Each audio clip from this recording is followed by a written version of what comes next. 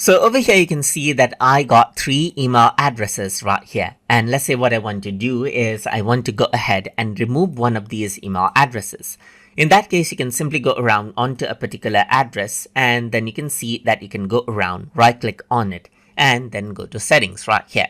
So once you do that, you can see that this is what you have. And then what you can do is you can go around onto account action and then go to remove account. So you can see that this account is selected. So let's just go around onto remove account right here when the address is selected. And then you can remove account information and remove message data as well if you want. You can also go around onto more info and see the details right here and show the data location of where the data are actually stored as well if you want.